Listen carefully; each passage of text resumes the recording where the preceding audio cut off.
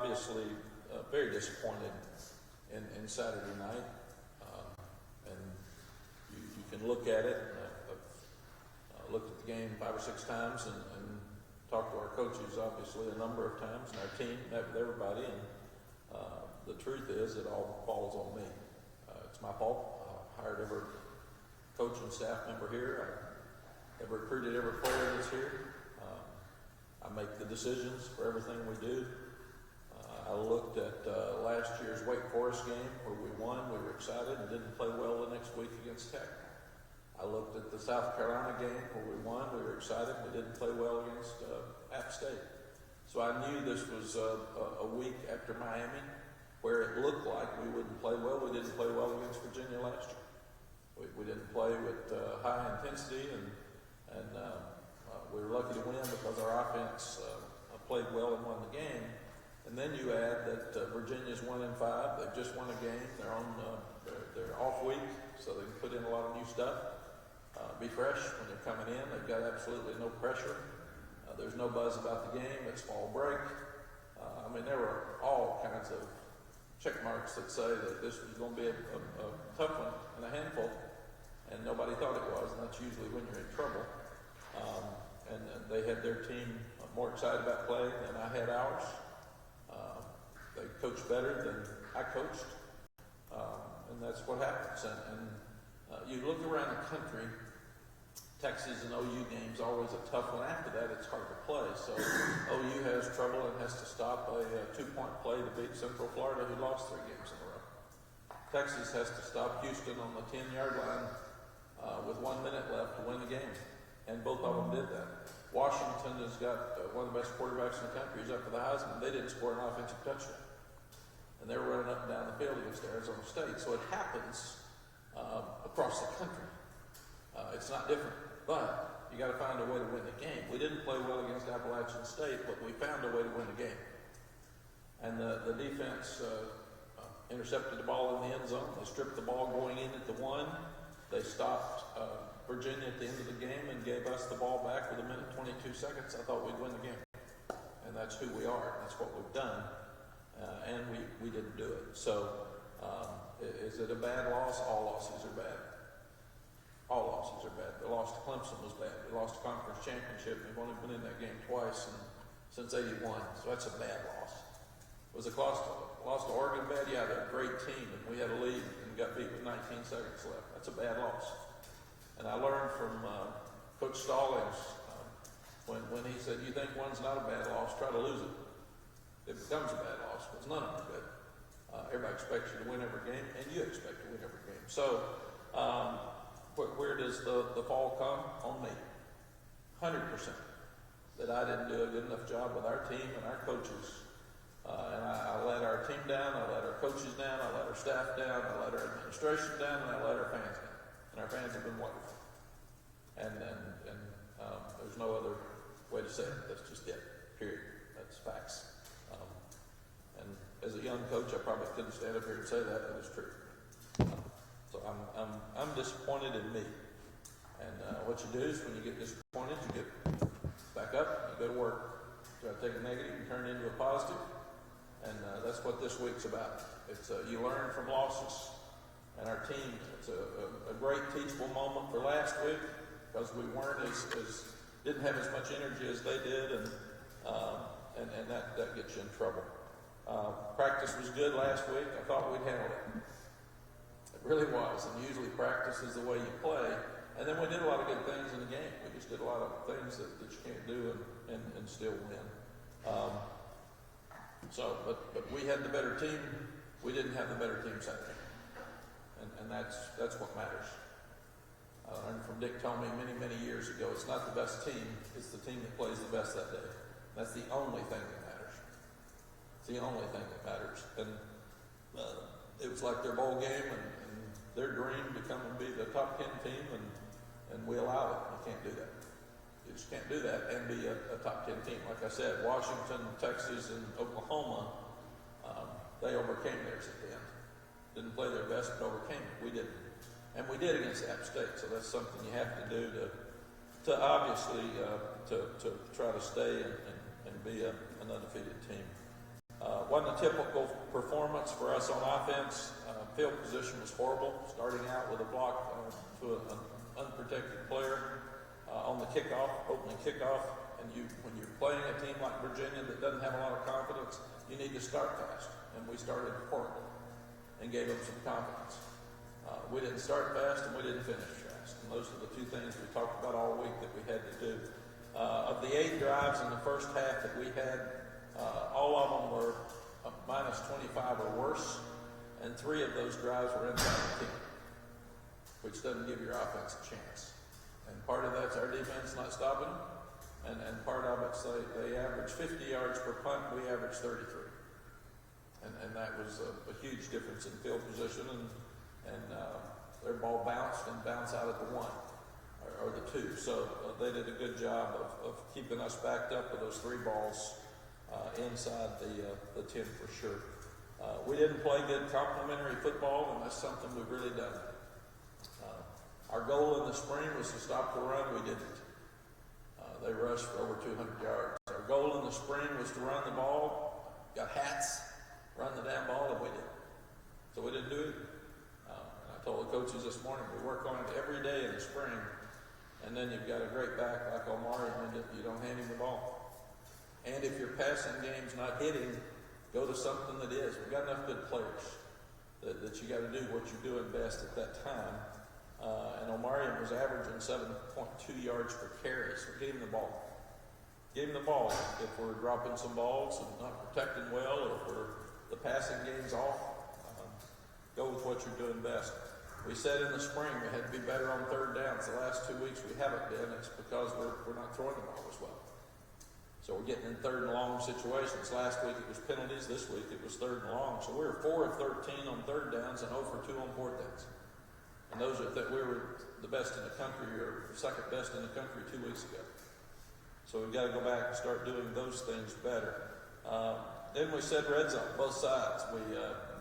We're 1 for 3 in touchdowns in the red zone on offense because you're not running the ball well. And we're 4 for 6.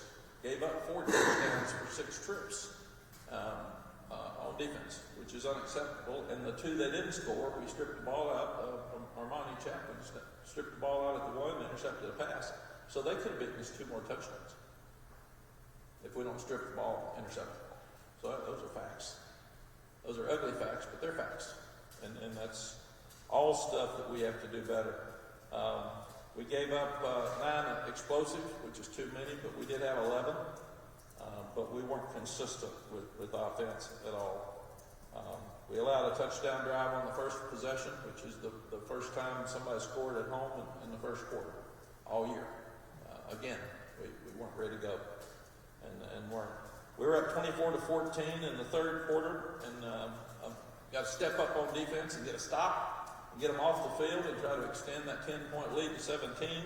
And they drive a 13-play drive for 74 yards, and we needed to step up, and we didn't at all. Really proud of Bryson Nesbitt and Tez Walker. They played great on offense. It's a shame sometimes when you don't win the game. People talk about how bad everything is. They don't talk about good. And some guys, they played really, really well. Power Eccles played maybe his best game. And Stick Lane was an outstanding player on defense, as well as being an outstanding player on special teams. He was all over the field and played really well. And then Bo Atkinson had a strip fumble with the quarterback, and Armani Chapman had the strip that went out of the back of the end zone that gave us a chance to win the game, and the interception in the end zone. So he made a couple of plays that were really, really good for us. And then Noah Burnett, I think, is 10 for 10 in field goals. He continues to do a really good job for us. So proud of him. Penalty on the first play of the game with the first kickoff. A young guy hit a guy in the back. We can't do that. We were poor punting, inconsistent punting throughout the night. So again, our special teams really didn't help us. I thought without a guy that's kicked off, Coach Warren and the kickoff coverage team did a really good job of figuring out ways to kick off without having a guy that's ever kicked off before. So we skied one, we squibbed one, we kicked one deep, but they covered well. that was a danger point going into the game that we did well. We nearly had a punt block, but we have two run into each other. And that's just kind of the way that the night worked out for us. Still, when you look at Cancer Awareness Week and game, it doesn't take away from the thought that these incredible young people had and our staff to give messages to somebody who had cancer that they're hoping feels better and knows that they care about them and that they love them. And my ball to Ramonda Jordan, Randy's wife, who's struggling with cancer, Cayman Rucker came and said, I want to give Eric Montross my ball because Eric's such a good person, it sounds like, and he means so much to this place, and he's got cancer, or whether it's Sue Walsh or Ken Leary or people that struggle. So sometimes we forget that the fact that recognition for people who have cancer and that you love them and you care about them is really important, even on a day where we lose a game. You start looking at, we're still a top 20 team. We would have been happy with the schedule we had. I saw the other day we had the 13th ranked schedule in the country with Power 5. At 6-1 and being ranked 17th in the country, we would have been pleased with that in September. Got to give our guys credit. They're still a factor. We still have a lot of football to play. Even though we slipped up and had a disappointing Saturday, which we'd rather never have, there's only 6 left that are undefeated. We were one of those 6 last week, and 2 of us got beat. So it's really, really hard to be undefeated. We do know that. And all these teams are about alike. You look at Georgia Tech beats Miami 2 weeks ago on the road. They lose to Boston College Saturday. Miami beats Clemson without their starting quarterback and their starting tailback in double overtime. So I'm just, man, go play. Go play. And you got to do it every week. Everybody's got players with a transfer portal. There's very few people are without players. And every week I'm starting to look at the roster and the depth chart of these teams we're playing, and there's transfers all over the place. And if you've made recruiting mistakes, you can catch up, and you can catch up fast. So, and we've used that some for us. But there's 10 one-loss teams that are left, and in those one-loss in Power 5, Adam, to make your question. 15 overall, sorry. Okay, I don't go overall. We're not in FCS or Group of 5. And of those one-loss teams in Power 5, Texas, Alabama, Penn State, Oregon, and Utah. So there's some pretty good folks in there that we're sitting in the same group with. There's 14 two-loss teams, and Duke is one of those. They've lost to Florida State and Notre Dame. They've lost to 2 really good teams, and I got to see some of Duke when I got home, and they're really good. And they had a quarterback that was struggling some, and they still were up 10-0 on Florida State. I think it was 20-17 in Tallahassee. So they're playing great defense. They run the ball. I was really, really impressed with Duke watching them play. And then you've got Miami's a 2-loss team that just beat Clemson. Notre Dame is a 2-loss team. USC, Florida, Tennessee, and LSU. So a lot of folks out there that are losing some games that normally aren't in those positions as you look at it. Georgia Tech is a game that's been tough for us. We've lost 2 out of 3 since I've been here. We did win at Bobby Dodd Stadium in our first year here. But in Atlanta hadn't been good to the Tar Heels. We've lost 10 of 12. Hear me now. We've lost 10 of the last 12 games in Atlanta to Georgia Tech. So everybody thinks we've got Miami's number because we've beaten them 5 in a row. Well, Georgia Tech's had North Carolina's number. And before I got here, in Atlanta. So that makes this a game that people should project that we lose, period, because we have. 10 out of 12 is pretty good percentages.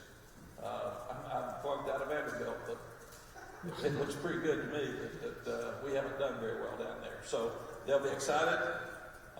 That they'll feel like they're going to win because they have. and we'll have our hands full. We got to get back to work. Brent Key's done a great job. He's a Georgia Tech alum. He's pulled them all together, and they're playing really hard. And he'll have them ready to go and play them with a whole lot of energy. And we've got to do the same thing. And our game's at 8 o'clock at night, so that's another. We've had more night games this year than we've had, I think. This goes back to like when we were at Texas. Fans, get to it. We got a great group of fans in Atlanta. Come to the game and help us. If you're a fan that's frustrated because we lost the game, decide to go help.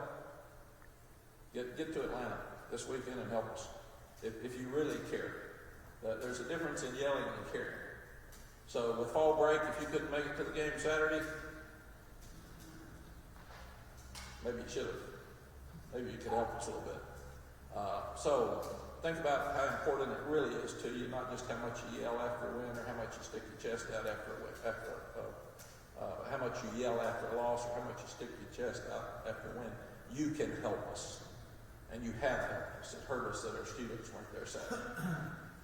They've made a huge difference in our fan base. So get to Atlanta and help us. And that's my last thought. Questions? Now, you've been in a lot of games, lost games, won games. Just how did you handle it Saturday night after the game? Were you able to sleep, or was it just such a tough loss? No, they're all tough. You sit there and you wonder why you lost. That's my job is to go back and try to figure out what happened. And what could we have done on Tuesday? How did we miss it? What happened Wednesday? Go back and look at Wednesday's practice again. And why did we? And I understand why we didn't have as much energy as they do. The older coaches have always told me you're going to have a lot of energy probably 4 times a year, and you're going to have to play good the rest of it. And we've already had energy more than 4 times. We've had to play because we've had a really tough schedule. So I got that. But you got to figure out ways to win, and that's our job as coaches. And if they're not going to have the same energy, how do you get them started? How do you start? So my Saturday night is I watch the game, I watch the TV copy, I watch the game. So I stay up till about 4 or 5 in the morning because I just can't sleep, win or lose, because I need to see what happened. And then I'm responsible on Sunday for telling the players what I saw, telling the coaches what I saw, and trying to be really hard on them. Harder on myself than fans are. But I've got to be hard on me and then tell them, why didn't we do this? And why didn't we fix it? How did we miss that? And we can't miss it again. We've got to fix it now. And there's a process of, you've got goals. Well, goals aren't any good unless you reach them. Why have goals if you don't reach them? So if we say we're going to stop the run, why didn't we? And if they're running the ball, why don't we put 11 up there? They can throw it over our head. Come on, man. And we said, we got to get the ball to Omari.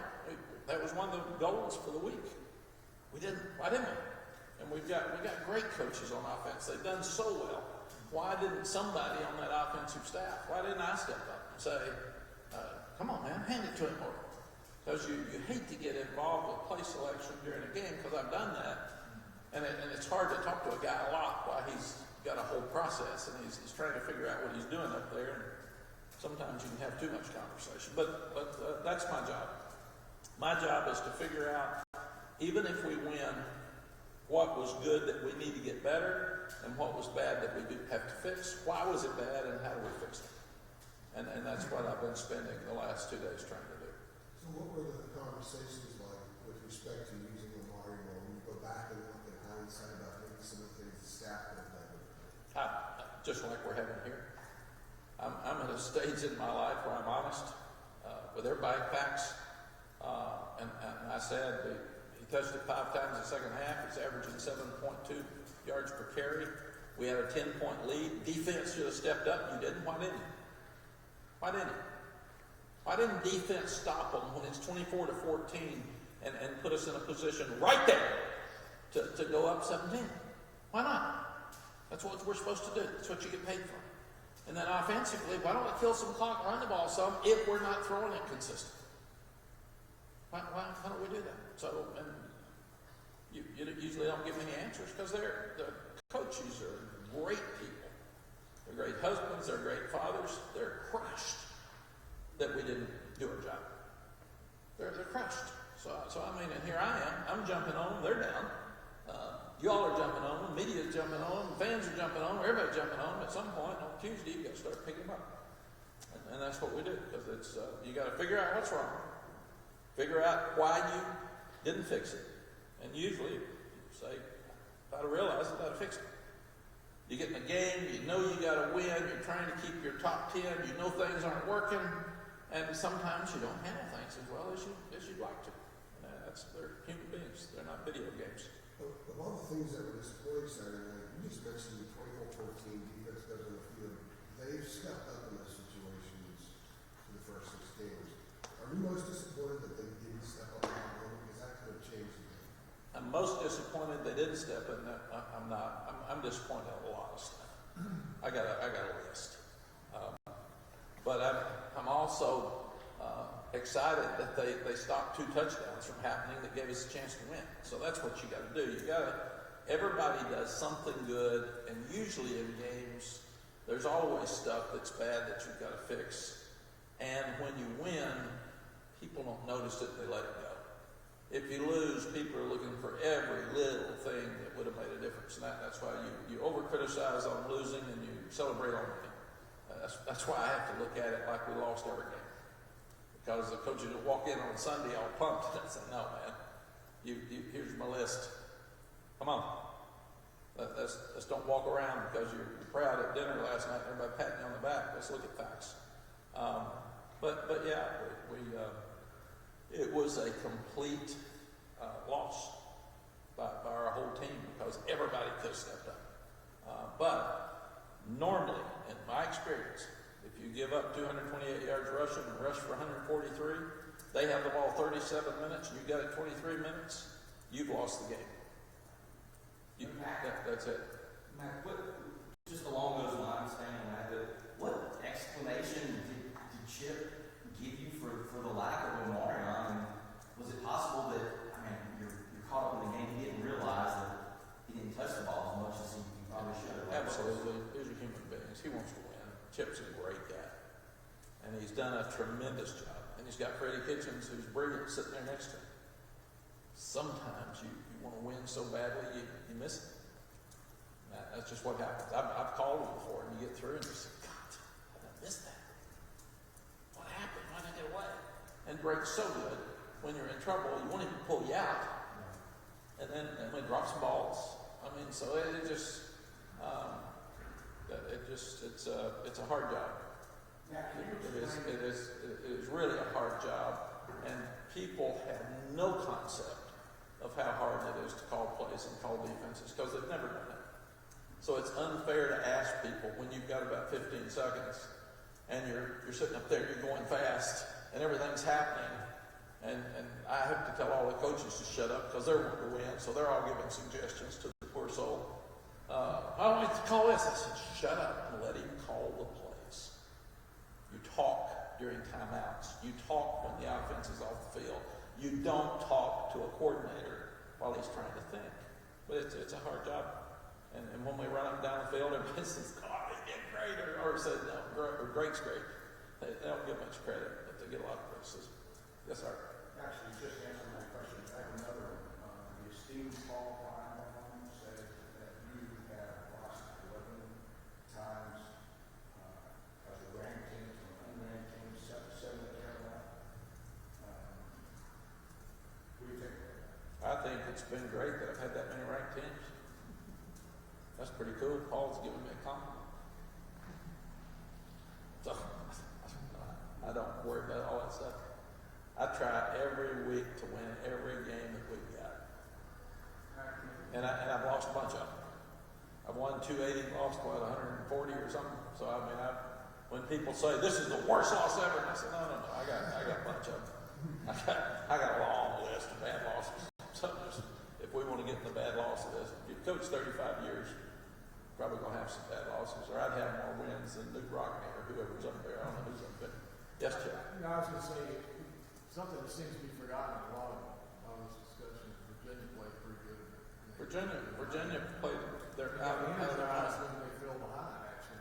Yeah, no, they really did, and that's why when you've got a team that's struggling, you can't let them get confidence. They had no pressure. They're coming in to have fun. Their dream is to win the game. If everybody expects them to lose, so they can go do anything. They've had 2 weeks. I thought they changed a lot of things on offense and gave us some new looks and new formations and new motions, and I thought they really did a good job. So I don't want, because we didn't play well, I don't want to take away from what Tony and Virginia did, because they did a good job. Must have been like a 20-yard run in that possession to come back and win. He really did. Second long. And he made some good throws. They hit a wheel route. Power had him covered perfectly, and he hit him. And they did some. Ford played really well. He caught 12 balls. You can't let him catch 12 balls. We knew he was a really good player coming in. So really, the quarterback and Ford are the two that beat us. What does Tech do well offensively? They're a lot like Virginia. Last year they're going to run the ball. They've got a new quarterback, Haynes King from Texas A&M. His dad's a high school coach in East Texas, and he can fly. He's a track guy, and he ran for 150 yards last week. So we let Virginia's run up down the field. This one runs faster than him. As we look at it, so and they've got great speed. They've got the best speed of anybody at wide receiver that we've seen. They can fly. They're all 10-something 100-meter guys, so they're really, really fast. Mac, did you see the response on Sunday to games that you wanted to see after the game, that the guys seemed like they would be able to put this one behind them? Not yet. They were crushed. And I don't usually do very well on Sunday after a loss. You all see me after a game. I don't usually help them much. I'm usually too factual after bad games. So I've got to pick them back up today and tomorrow, and I got to start now and pick it back up. That's one of the great things about this press conference. This kind of ends my last week and starts the next week. I won't see the players today, but I'll see them at 6:30 in the morning, and we got to go to work. Kind of going off of that, what did you learn from last year? Kind of the team kind of had that one loss and it was like snowball until you stretched the end of the year that you kind of want to approach differently from this year? Yeah, I don't think it's snowballed. State was good. That came down to a missed field goal and double overtime. Those games have been good. The year before is the same. Clemson was better than we were, and we tried hard. I thought the game was better than the score. We lost 3 turnovers that ended up being they blocked a field goal. We fumbled at the 24 with Omar in and had an interception for a touchdown. So that's a 17-point swing. But we played hard, and then against Oregon, we played our tail off with 7 guys gone on defense, an offensive coordinator, and an offensive line coach. So if you look at it, I thought way too much has been made of the 4-game losing streak at the end. Losing to Georgia Tech was a game that we were up 17-0, and that game is very much like this game Saturday night. It's the same game to me. We didn't have the same energy as they did, and they did a better job managing their stuff than we did. But you can't let one game beat you twice. Everybody been patting these guys on the back for 6 weeks. That won't happen this week. That when they go out and eat, that it won't be the same looks. People will be staring at them instead of hugging them. There's a difference. That's just the way it is. That's the way our world is. Michael, you had something else? Yeah. Do you think the guys might play a little freer this coming week in sort of Tech now that sort of they've gotten the track game, so to speak, behind them? It's hard to tell because you're talking about 120 guys. So when you say, are they going to play, who? I mean, each one of them's different. They play different. They have different feelings, different emotions, different things happening in their lives. So you never know how they're going to play. I thought they played hard Saturday night. They didn't play with the same energy that they did the week before. And how does that balance out? What percentage is that per kid? I don't know. You just look at it. But I didn't. Our crowd didn't have the same energy. The game didn't have the same energy. We didn't have the same energy. I think our coaches probably didn't have as much energy as theirs. I wasn't on their sideline, but they were free and turn it loose. And I'm sure our guys felt pressure to stay undefeated, and they felt pressure to go top 10. But now you got to be pressure to try to win more games. So there's pressure in this business. There's pressure if you're 1-5. You don't want to be 1-6. So Aaron? Matt, I have a portal question for you. We've seen some teams when they're trying to find a quarterback, they go in the portal and maybe it works or maybe it doesn't, and they're back in the portal again. You guys have had struck gold in terms of homegrown. You recruited and you were able to develop. Do you evaluate the quarterback position differently than when you're looking at a receiver, like you've done, or filling spots? And is it one of those things that you want to make sure you hit on quarterbacks so you don't have to go in the portal for quarterbacks, since that can be sort of a revolving wheel? Yeah, Aaron, it's a good thought. What we've got is Lonnie Galloway played quarterback. He's been a coordinator, a chip coordinator. Freddie Kitchens been a coordinator and head coach and NFL coach quarterbacks. Clyde Christensen. We've got them looking at every day, looking at the quarterbacks on our campus and evaluating them every day. And then we have them looking at high school guys to make sure that we have the right evaluation. And then with a portal guy, number one, nobody's in the portal, so you're sitting there wondering who's getting in. You can't tamper. Some do, but we're not going to call somebody and say, if you get the portal, we'll take it. It's not legal. And then you've got to make sure that you try to get a guy that's experienced, and you try to get a guy that does what you want to do offensively as much as you can. But we're not experienced in the quarterback portal business. We've been really lucky to have Sam and Drake. So that's all new for us and stuff that we're evaluating right now, whether we should do that or not. Is there added value of all the positions to hit in recruiting, maybe quarterback, so that you're able to groom a guy over a couple of years, maybe have him ready, as opposed to, like I said, dipping into the portal in what could be a revolving door if you miss? Yeah, no question. What Lincoln Riley hit on 3 and they all won the Heisman or something. It's so weird and strange to do that. Yeah, that's a big question mark, and we played tight games, so you had trouble getting your guys in to let them see and let them play. At least with Jacoby and Drake, they both played half of a game. Was that Wofford? Yeah, they both played half of the Wofford game 2 years ago, and Jacoby would be that guy right now if he hadn't transferred. So that's kind of got our numbers where we've got that older void at quarterback that would fill in for Drake. You talked before about this, I guess, uniqueness of the special team situation with Cole and Kieran being out and things like that. But how does that impact, if at all, preparation just from a practice standpoint? Figuring out best guys for kickoffs and even second string punter. How does that kind of impact preparation? Yeah, Jeremiah, that's another great question. You got to be careful that they don't overkick now because there's fewer of them, and everybody gets a pull or gets a sore leg or they're tired. And you see that Tom's first game, he was so excited, and then the second game, it didn't go as well for him. So then and Cole Maynard came in and punted the last punt, did a good job. So now those two compete this week. But you're looking at Noah with him kicking field goals. Would you rather not have him kicking off and kicking field goals? What if he pulls a muscle? Then you've lost your kicker. So you're trying to get Liam back for the kickoffs. So that's 35 years. I've never seen anything like this, brother. I mean, it's a new one for me. So, but it is what it is. So if they're not going to cancel games, we still got to play. You mentioned, I think it was last week, grading the punters every week. What are some of the things that you're grading for? What are some of the main kind of components? Is it air time? Yeah. You look at operation time. They got to get it off. They got to catch it and get it off, and that's your snapper and your punter. And you look at ball location. So you don't want the ball in the middle of the field because you got a chance to return it with the whole field. You want to cut down the field in thirds. So you'd like to have it near the numbers. And then you've got to look at height.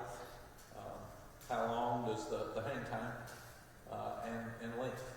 How far can you extend it down the field? But you want to get it up so you get a chance to cover it.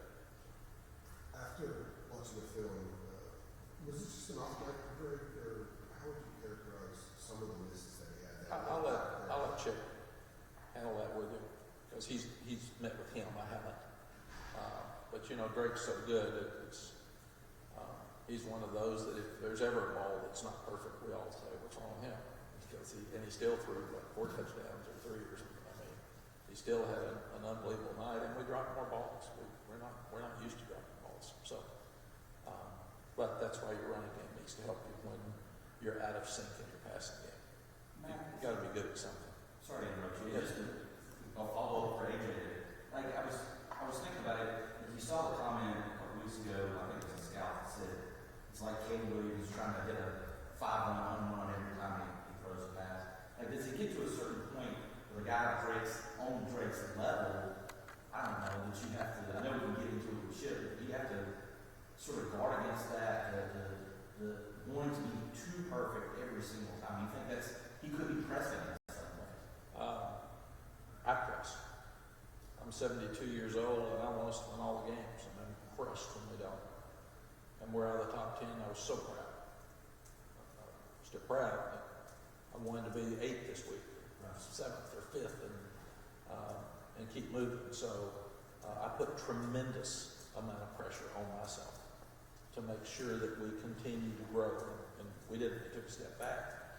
So I can't imagine a 21-year-old with the pressure that's on Caleb or on Drake. And every day they're talking about Heisman. Every day they're talking about every little thing they do, and pros, and where they're going to be drafted, and how they're going to be drafted, and pressure on the team. And you got to play well. You got to practice every day.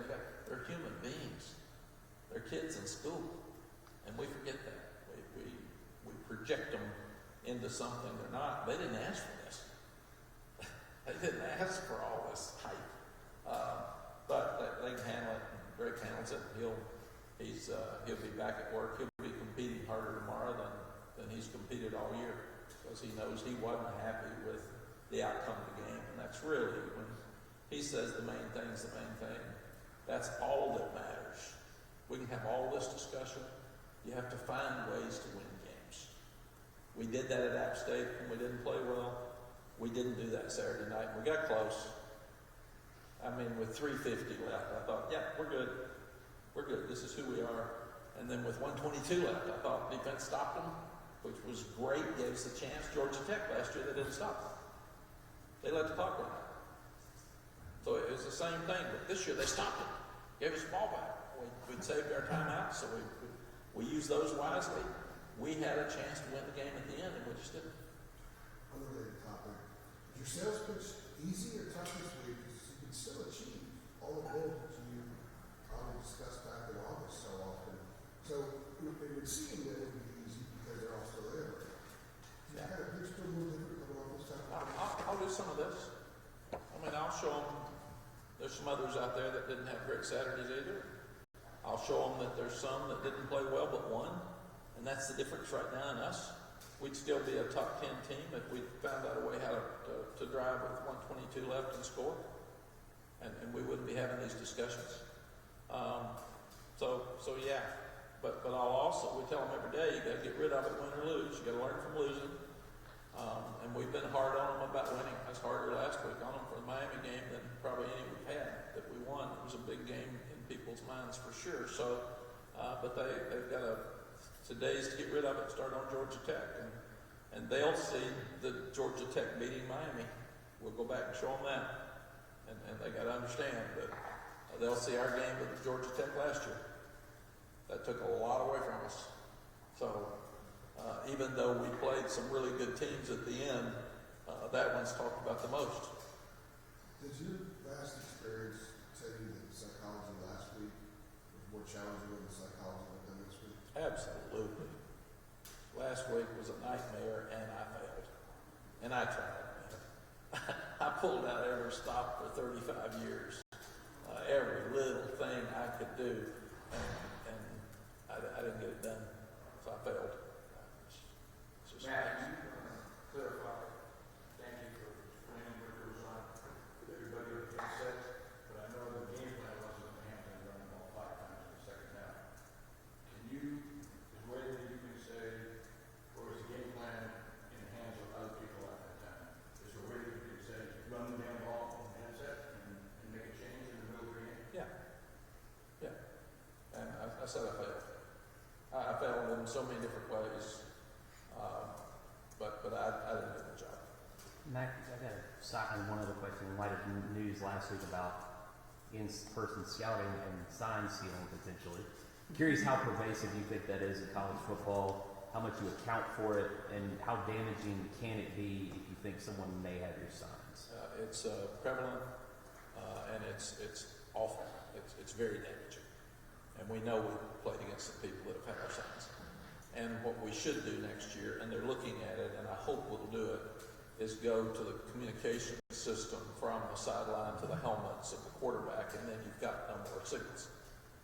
And that's thrown out. So that we should have done that 20 years ago. And we didn't do it because we were voting at all levels, and some of the lower levels couldn't afford it. And they wouldn't put the rule through because they said if North Carolina can afford it and West Carolina can't, and we're all voting for football, then we're not going to have it. But I do think we'll have that next year. They're looking at it right now, and probably the latest news will speed it up. Matt, Yes, Michael, go ahead. No, good the job. Georgia Tech, they've won 3 games against ranked teams in the last 2 years, all on the road. Is there something that they do or something in Greg Key's coaching style you think that allows them to make up for some of the talent disparity that is there? Like just they take on his personality? Yeah, I don't know. We're one of them, so I'll have to ask him. I'll ask him before the game. Why'd you beat us? Sometimes too, and I did think we deserved to be 10th. Sometimes when you're rated, we got beat as a ranked team a couple of years ago. We weren't even good, and that was preseason ranking. So I mean, some of these things are a little bit of a farce. And I've always said, I said the media, when the media picks us and they're wrong, nobody grades you on. You're never wrong. That's it. Because you got the pen. I'm not a voter. You can make it right. Chip. I was gonna say, you mentioned before last year that you really rely on Josh Downs a lot and almost focused in on him too much, even though it's only been a couple of games. It's starting to be that way with Tez a little bit, because of him being a game breaker. No, that's a good question, Chip. The question right now is how are people going to play us? We didn't have any idea. Virginia with a week off and they'd seen Tez. We didn't have any idea what they were going to do in the game plan. We're going to start seeing coaches or parents. I mean, they're going to sit and watch somebody else, and they're copycats. So you're going to start seeing. So what happened at the end of last year when Georgia Tech blitzed us so much and got to break, they were either blitzing or dropping 8. Then we had 3 weeks of blitzing and dropping 8. That's just what it was. We didn't handle it very well. So we got to get a field. We think we'll have a better field this week, but Tez is such a prominent factor. Now, when he walks on the field, we probably won't know until that first quarter how Georgia Tech's going to play us, and it changes the entire look of your defense because they're going to try to get 2 around it. Yeah, like 19 targets, instead of 18 or 19. Yeah. Yep. Going to him hard. Yep. He's good. Matt, when you look back and watch some of the tape, and just some of the conversations you had yesterday, to some of those drop passes, I think the common level of his career drops in 7 games. I don't ask him because that's Coach Galloway's job to meet with them individually. I meet with the group. Normally, my experience has been, number 1, they feel awful. Number 2, they have no idea. It's like asking me why I didn't coach better. I tried. Why'd you drop balls? I don't know. I just did. So these are human beings and a lot of gray. And a lot of things just aren't. Why did you fumble? Obviously, I didn't hold on to it well enough. Why'd you miss a tackle? Tried, Coach. I didn't ask you if you tried or not. I knew you tried. Why'd you miss that? And you can't get answers. When you ask Chip why didn't you hand the ball more to Omar, it seemed pretty simple. He had a lot of things going on around him. So sometimes you don't realize he'll do it this week. That's what you do. But should we have done it? Yes. Should we have caught the ball better? Yes. If we'd have known how to stop that or start that, we'd have done that Wednesday instead of Saturday. We have plans, and sometimes those plans change. I do think the hardest job in college football is probably the play caller. Because there aren't many people that love being defensive coordinators. They just love to yell at the defensive coordinator if you don't stop them. Everybody loves to call plays. And man, everybody can call them that hasn't called them. And it's a whole lot easier to call them when you don't have information. It's a whole lot easier. And it's a whole lot easier to call them after it's done. I've had some of those 4th and 2, the 4th and 5 at minus 47. I go for it and don't make it. I'm sitting there saying, God, I shouldn't have done that. And there were 50,000 saying, God, he shouldn't have done that. And I said, yeah, I could have made it. I said, God, I love that aggressiveness in that guy. He goes after it, man. So that's the life you live as a coach. But if we didn't have wonderful fans that love coaching and questioning, we wouldn't have a job. I mean, that's true. I've always said, I'd rather somebody, the difference in our fans being upset over a loss now and not caring at all when we got here 5 years ago is what you want. You want people who are passionate. You want people who care. You want people who hurt to lose. You want people proud of your top 10 team. Instead of people who are complacent and don't care. So I don't mind people being aggressive. I don't mind people questioning. I don't mind people being angry. That's a whole lot better than not caring. It's a whole lot better than not caring. I don't take it as pressure. I take it as pride. You got pride in your program, it's harder to lose. But you get disappointed when you do. All right, man. Thank you, Coach. Appreciate it, Mack.